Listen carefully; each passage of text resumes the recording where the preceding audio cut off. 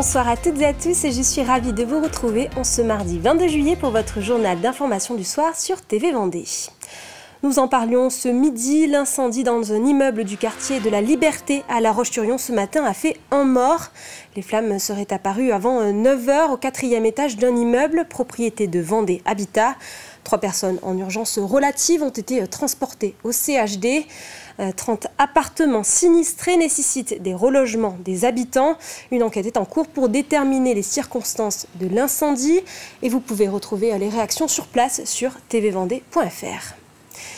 Les touristes affluent en nombre en Vendée, particulièrement sur le littoral. Cet été, une fréquentation anticipée par les forces de l'ordre. Depuis le 11 juillet et jusqu'au 20 août, 261 renforts sont mobilisés. Une mesure pour la sécurité au sens large, des agents pour les contrôles routiers, des maîtres nageurs sauveteurs ou encore des CRS. On a des renforts aussi en judiciaire, ce qui est très important, parce qu'on a plus de plaintes, on a plus d'affaires judiciaires à traiter.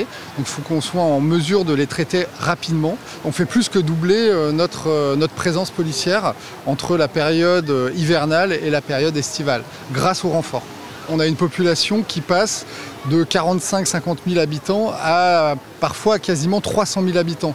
Donc forcément, notre dispositif, on doit l'adapter pour pouvoir répondre aux besoins de sécurité des habitants et de l'ensemble des touristes qui viennent sur la côte et notamment au Sable d'Olonne. Saviez-vous qu'une coquille d'huître française sur 4 est transformée par une entreprise au Poiré-sur-Vie?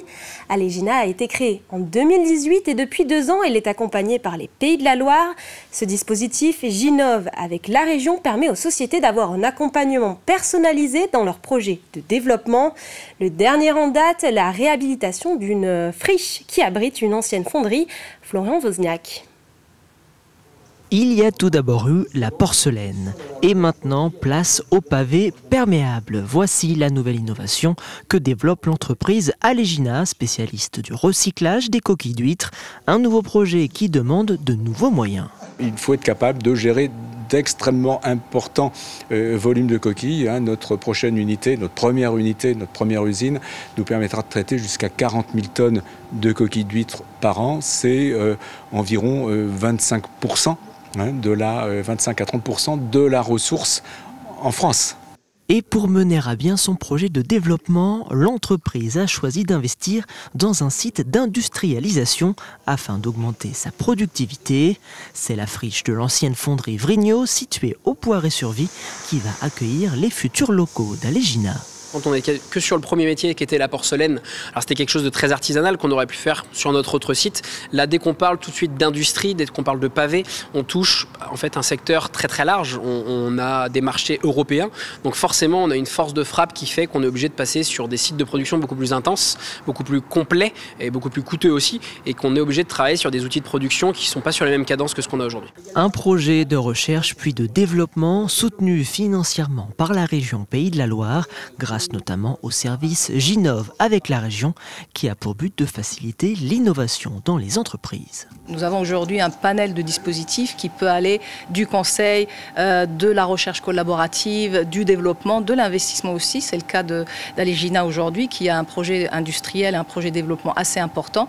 Et on a aussi des dispositifs de prêt ou de subventions qu'on peut mobiliser pour pouvoir accompagner ce développement sur le territoire. Et aujourd'hui, d'avoir un interlocuteur, un référent unique pour l'entreprise, c'est nouveau et c'est quelque chose qui était demandé par les entreprises. Entre 2025 et 2028, la région a prévu de mobiliser une enveloppe totale de 300 millions d'euros pour accélérer cette dynamique d'innovation sur le territoire. C'est un spectacle que vous avez peut-être déjà vu. L'épopée de Richard Cœur de Lion se joue chaque été depuis 10 ans au cœur du château de Talmont-Saint-Hilaire. 1h15 de représentation proposée tous les mardis soirs jusqu'au 26 août. Après avoir vécu l'installation de la mise en scène en journée, Simon Philippot nous propose une petite montrée d'adrénaline en coulisses avec les comédiens juste avant la montée sur scène. À quelques minutes de l'entrée en scène, alors que le public prend place, les acteurs patientent en costume dans les coulisses. Parmi eux, une grande partie des 150 bénévoles mobilisés avec toutes les générations de représentés. Il y a des jeunes, il y a aussi bien sûr des actifs. Et quand il faut finir tard, il faut vraiment, comment dirais-je, être passionné pour se dire, bon, allez, je me couche à minuit, mais demain matin, je vais quand même aller travailler, et puis devoir de suite, et ce soir, on recommence. C'est pour les répètes. On est heureux de se retrouver, et puis dynamiser une époque qui est ancienne, et puis qui nous marque quelque part. Voilà. Sur scène, Véronique, bénévole depuis 10 ans, elle a rejoint la troupe grâce à sa fille. Au départ, c'était pas ma volonté à moi, c'était la volonté en fait de ma fille aînée qui voulait faire du spectacle équestre et donc elle était en classe de 4e. Donc on est venu en fait au médiéval pour rencontrer les bénévoles. Par la suite, ils ont expliqué qu'un mineur tout seul pouvait pas, qu'il fallait un référent adulte. Donc j'ai adhéré aussi pour l'accompagner et en fait elle a grandi, maintenant elle a 23 ans et nous on est restés. Les enfants suivants sont devenus bénévoles également par la suite.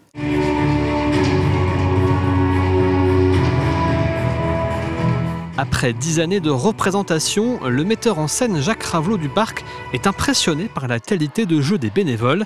Désormais, les répétitions ne sont plus qu'une remise en scène car chacun sait exactement ce qu'il doit faire. Les gens s'approprient en fait un personnage, un paysan, un noble, un moine, un seigneur, un évêque. Et tout le monde le fait avec une espèce de grande... comment j'expliquerais ça? Une grande simplicité, parce que, voilà, mais en même temps une grande ferveur. Les gens sont investis, en fait. Ils veulent transmettre aussi. Après 2 premières réussies, l'épopée de Richard Cœur de Lion sera jouée toutes les semaines jusqu'à la fin de l'été, pour le plus grand bonheur des spectateurs. C'est un autre grand événement de l'été pour les amateurs de brocante et d'antiquités. Les puces ligneronnaises ont réuni près de 8000 personnes ce dimanche à Saint-Christophe-du-Ligneron. Une fréquentation en baisse par rapport aux autres années à cause de la pluie. Mais si vous avez raté le coche, vous pourrez le retrouver le 10 août prochain. Au Grand Ouest, effectivement, c'est une des plus grosses foires, surtout de professionnels. Parce que ce n'est pas un vide-grenier, tous les exposants sont des professionnels. Sur le site, on est environ 100 à 150 bénévoles chaque jour de foire. Et puis autrement, nous avons une secrétaire à temps plein quasiment qui gère tous les emplacements, les inscriptions des professionnels, etc. quoi. Et c'est la fin de ce journal. Merci de l'avoir suivi. Je vous retrouve demain pour le journal de 12h30. D'ici là, je vous souhaite une bonne soirée.